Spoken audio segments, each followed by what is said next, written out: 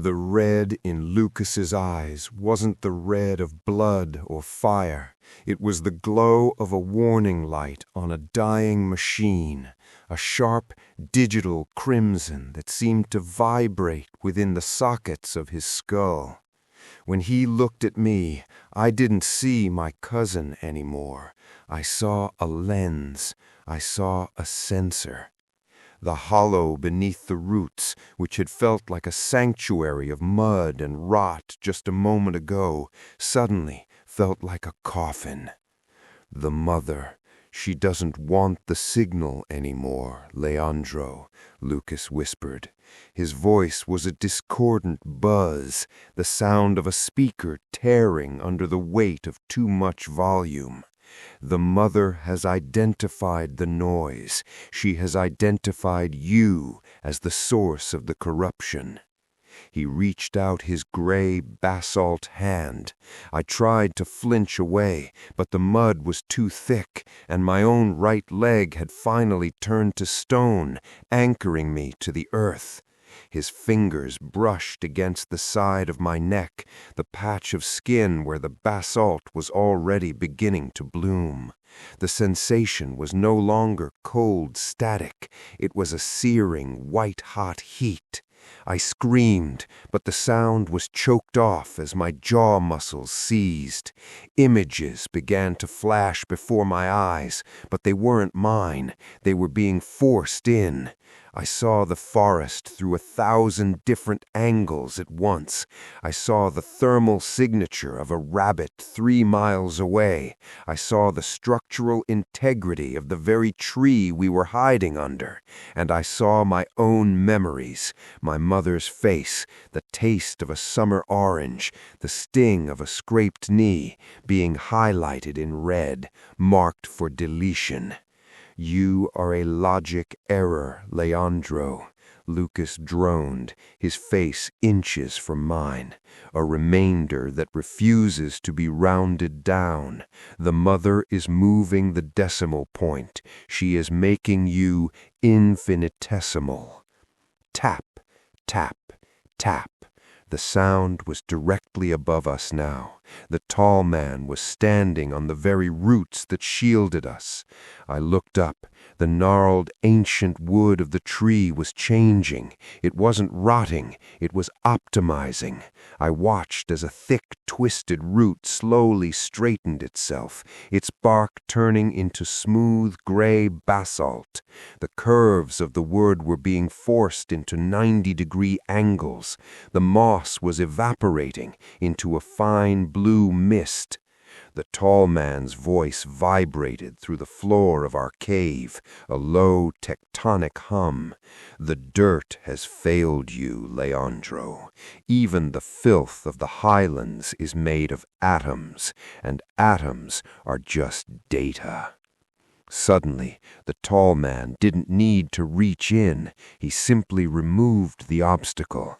The roots above us didn't break. They folded. They slid into the earth with the sound of a heavy vault door closing, leaving us exposed to the night.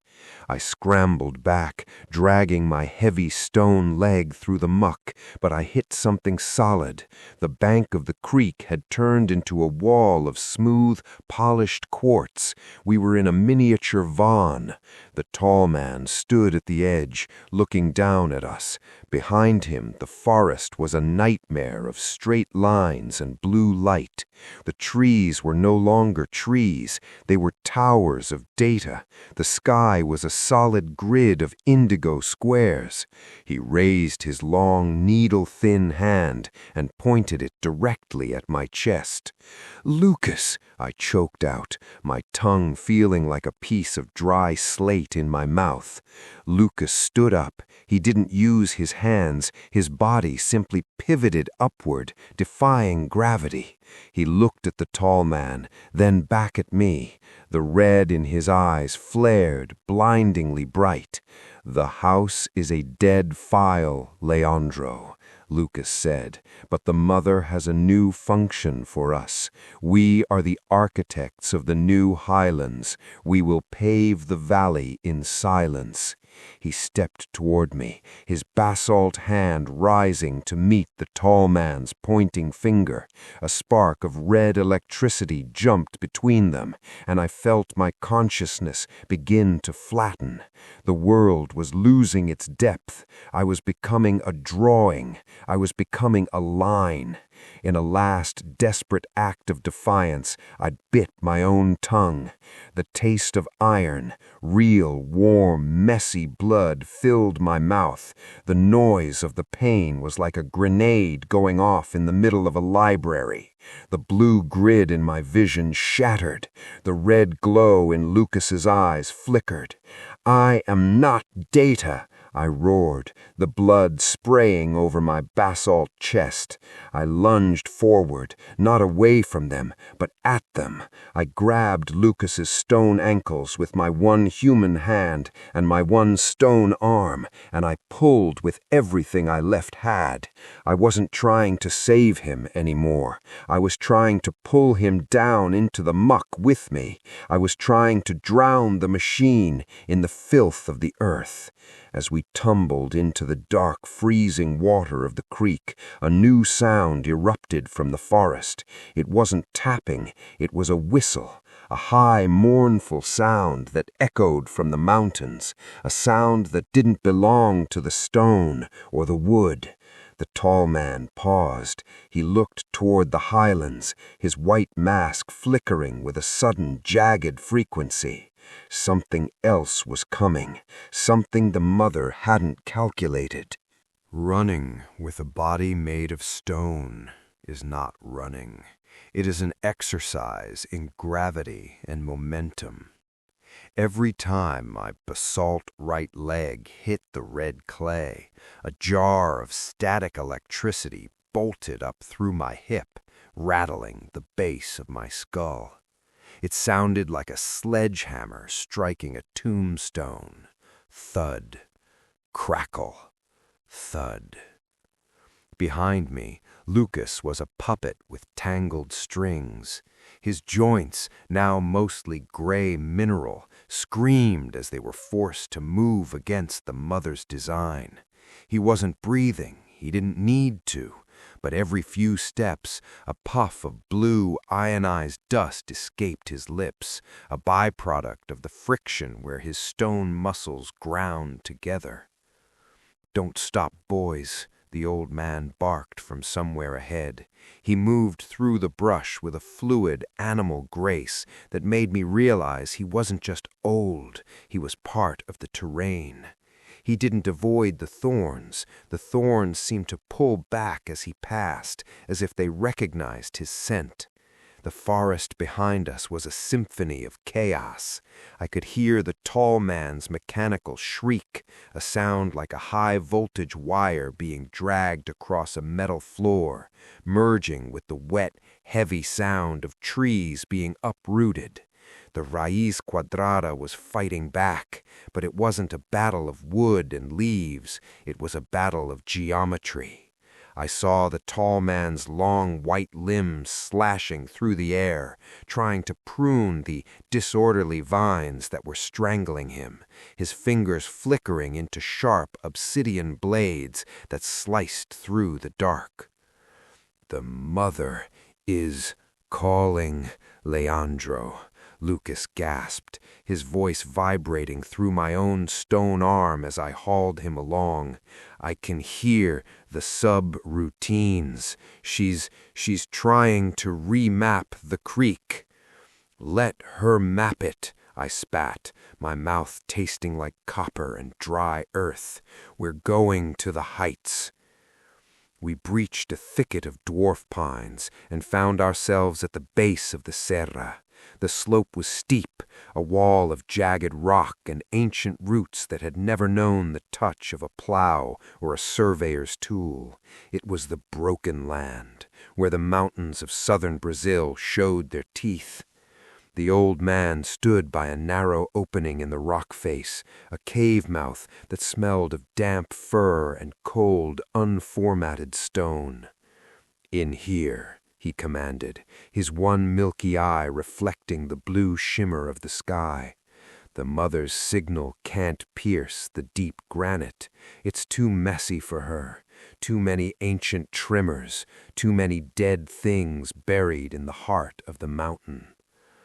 I practically threw Lucas into the dark of the cave. He hit the stone floor with a heavy clack, his body skidding like a boulder.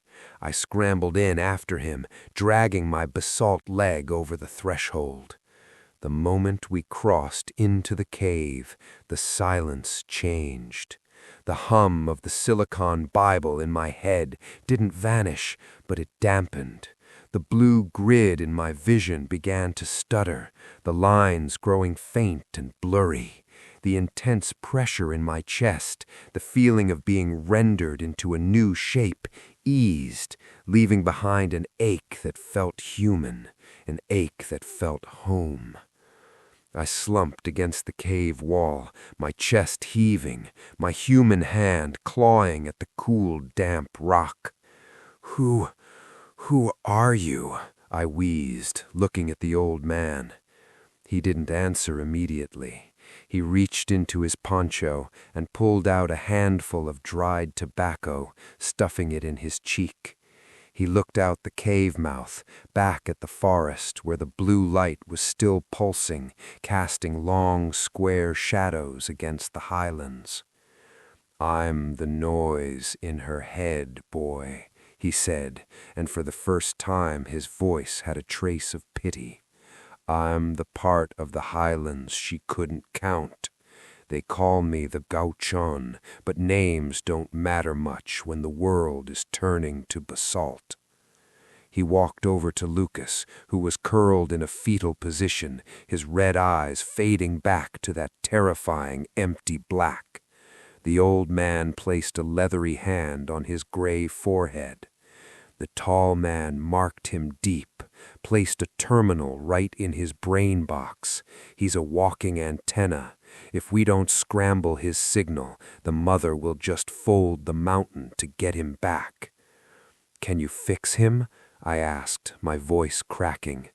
The Gauchon looked at my basalt arm, then up at my face.